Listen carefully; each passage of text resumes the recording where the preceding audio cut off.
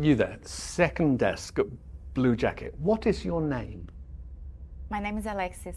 Alexis, please leave my lecture room. I don't want to see you at one of my lectures ever again. I don't understand. I am not going to ask a second time. Thank you.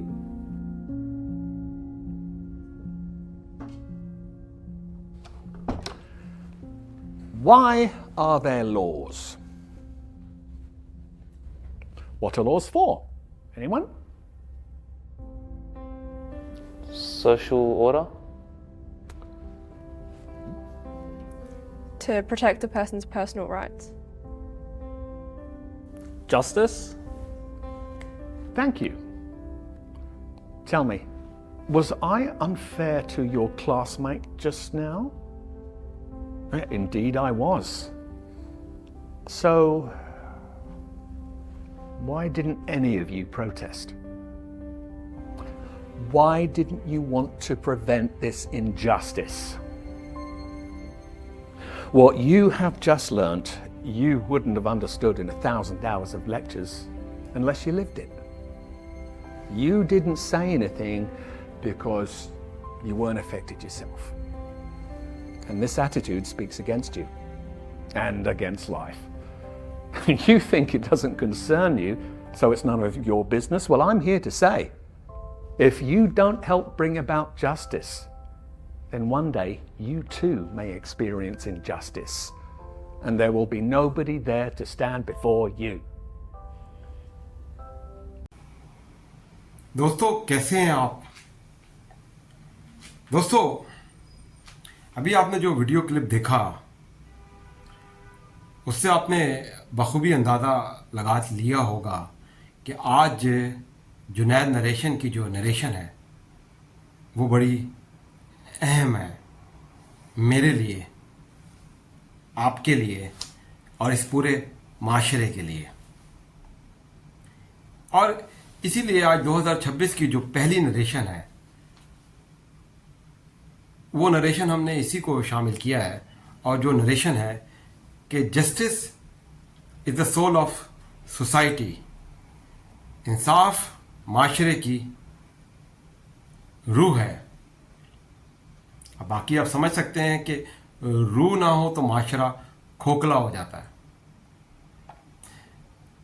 دوستو اس video clip میں جو آپ نے دیکھا، جہاں professor صاحب نے انصاف اور جسٹس کو بتایا، وہاں پہ ایک اور بہت اہم چیز کی نشاندہی کی ہے، اور وہ یہ ہے کہ جب انجسٹس ہوتا ہوا دیکھو تو اپنی آواز کو ضرور بلند کرو. آواز کی جو پاور ہے یا پاور آف یور وائس ہے اس کو فیل کرو. دوستو یہ جو آپ کی آواز ہے یہ آپ کی طاقت ہے، اور جب آپ کہیں بھی انجسٹس ہوتا ہوا دیکھیں تو اپنی اس طاقت کا آپ کو استعمال کرنا چاہیے اور کرنا ضروری ہے. کیونکہ اگر آپ اس کو استعمال نہیں کریں گے تو جو ناانصافی کرنے والا ہے دوستو اس کا حوصلہ بڑھے گا اور معاشرے کھوکھلا پن معاشرے میں شروع ہو جائے گا. یہاں پر مجھے ایک بہت مشہور کال ہے مارٹن لوتھر کا. اس نے کیا خوب کہا ہے کہ injustice any where is a threaten for justice every where. یعنی کہ کسی ایک جگہ پر ہونے والی ناانصافی تمام جگہوں کے انصاف کے لیے خطرہ ہے. کتنی بڑی بات ہے. یعنی اگر ہم یہ سمجھتے ہیں کہ یار فلاں کے گھر میں آگ لگی ہے اور فلاں کے ساتھ ناانصافی ہو رہی ہے تو مجھے کیا فرق پڑتا ہے؟ پڑتا ہے دوستو. جب ناانصافی دوسرے کے ساتھ ہوتی ہے تو یہ وہ آگ ہے جو کل کو آپ کے گھر تک پہنچ سکتی ہے. تو دوستو حق اور سچ اور انصاف کا ساتھ دیجیے. دوستو آج کا جو ہماری نریشن ہے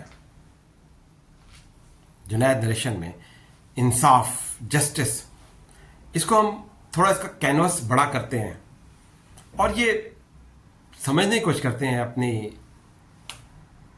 اتنے جو بھی ہمارے پاس سمجھ ہے کہ یہ انلمیٹڈ جو کائنات ہے رب تعالیٰ کی، اس میں کیسا توازن ہے، کیسا ربط ہے اور کیسا انصاف ہے.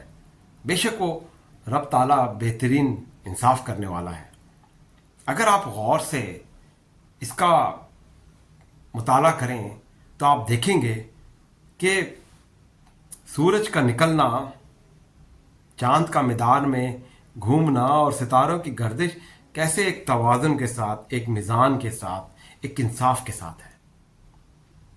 اور جب اس کائنات کا مالک اتنا انصاف کرنے والا ہے تو اس کائنات کا ایک چھوٹا سا حصہ زمین، اور اس زمین کا بھی ایک چھوٹا سا حصہ یعنی کہ بہت معمولی ایک انسان، تو جب رب تعالیٰ اس کو کوئی اتھارٹی یا پاور دیتا ہے اور وہ جب ناانصافی کرتا ہے تو دوستو وہ دوسرے کے ساتھ تو ناانصافی کر ہی رہا ہے، لیکن وہ اپنے ساتھ بھی ایک بہت بڑی ناانصافی کر رہا ہے. اس کا دل، اس کا ضمیر کبھی مطمئن ہو ہی نہیں سکتا اور وہ کبھی خوش رہ ہی نہیں سکتا جو ناانصافی کرے گا دوسروں کے ساتھ. اور آخر کار جواب تو دینا ہی پڑے گا اصل انصاف کرنے والے کو اس دنیا میں یا روز محشر والے دن. تو اس کے لیے مجھے ایک شعر بھی بہت اچھا یاد آ رہا ہے، آپ کو سناتا چلوں کہ فطرت کا ہے یہ اصول کہ انصاف کی ہے بات. فطرت کا ہے یہ اصول کہ انصاف کی ہے بات. دنیا میں جو بویا ہے وہ کاٹنا ہی پڑتا ہے.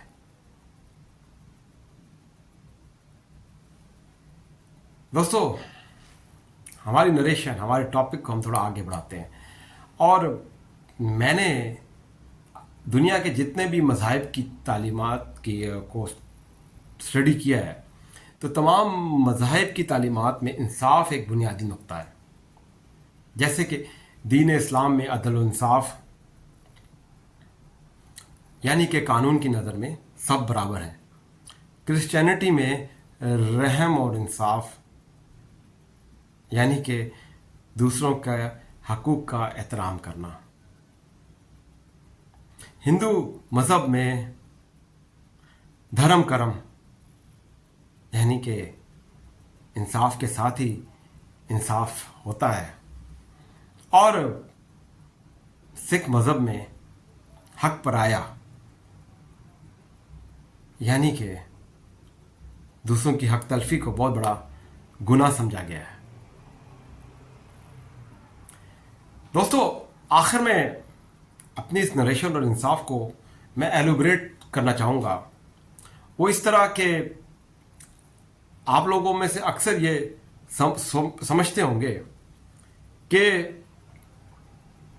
انصاف کا جو ادارہ ہے وہ عدالت ہے، اور وہاں انصاف بہت ضروری ہے، اس میں کوئی شک نہیں. عدالت انصاف کا ایک ادارہ ہے اور اس کے جج کی ایک بہت اہم ذمہ داری ہے. اس کو ایک بہت اہم منصف ہونا چاہیے، بہت اہم منصف اور بہت ایماندار اور انصاف کرنے والا منصف. اور اگر وہ ناانصافی کرے گا تو اصل انصاف کرنے والے کو تو جواب دینا ہی پڑے گا. لیکن دوستو جب ہم معاشرے کی صحت کی بات کرتے ہیں اور وہاں انصاف کی بات کرتے ہیں تو وہ معاشرہ آپ کو پتہ ہے کہ افراد اور افراد فرد، یعنی کہ آج سے اپنے آپ سے ایز اے انڈیویجول ہمیں اس اچھا منصف بننا ضروری ہے. تو میں یہ کہنا یہ چاہ رہا ہوں کہ انصاف صرف عدالت کی چار دیواری تک محدود نہیں ہوتا، بلکہ ہر ایک انسان کو ایک بہترین منصف، ایک بہترین انصاف کرنے والا ہونا چاہیے اپنی کیپیبلٹیز میں. میں ایک بہترین منصف ہوں، آپ ایک بہترین منصف ہو، سارے لوگ بہت بہترین منصف ہوں، اور ہم ہمارے گھروں میں، ہمارے دفتروں میں، ہمارے اسکولوں میں انصاف نظر آنا چاہیے.